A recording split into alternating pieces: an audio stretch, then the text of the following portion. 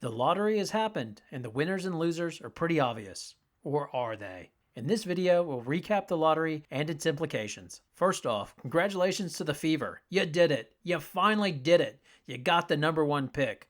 Things are looking up in Indiana as they now have a franchise player and Aaliyah Boston to go along with new coach Christine Sides, who on paper looks like a good hire. Let's be honest. The hires usually look good on paper, but to her credit, she was good in the press conference, and Dream players speak highly of her. Hopefully, the hire works out. But the big news is winning the lottery, as the importance of this can't be understated, as they get a franchise-changing player in Boston who will be locked in to a ridiculously low salary for the next 4 years. She'll make $74K in 2023, and then in the next 3 years go up to $75, $78, and then $94K in her 4th year. Could you imagine the dynasty that could be put together if a WNBA team followed the process with a 1 in 4 chance to win the lottery, and how they control the players for 5 years?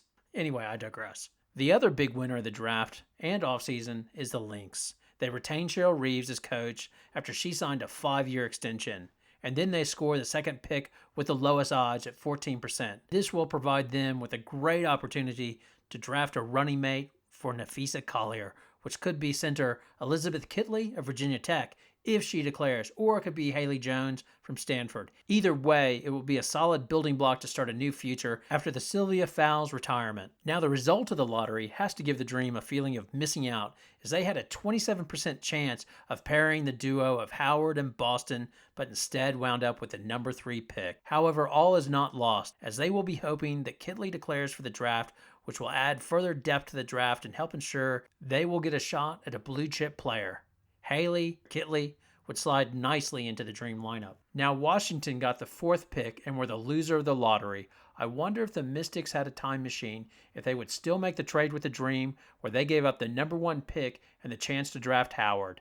It's easy to be Captain Hindsight and criticize, which I'm not doing, because if they would have landed the #1 pick, I'd be praising their brilliance. There is no doubt Shakira Austin, who they drafted with the #3 pick last year, is solid, and they needed a strong interior player to support and act as insurance for Deladon, whose health was a big question going into 2022.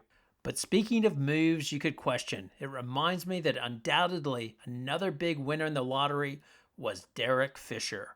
Remember, he is the GM savant who gave up the Sparks 2023 pick for Kennedy Carter. This trade will now go down as another footnote, as another bad Sparks move to go along with numerous other trades in the last few years, which includes letting Parker and Gray get away via free agency and signing Liz Cambage, and then the Carter deal. But if the Mystics would have wound up with the #1 pick, which was originally the Sparks pick, then Fisher would be presiding over one of the worst WNBA trades ever.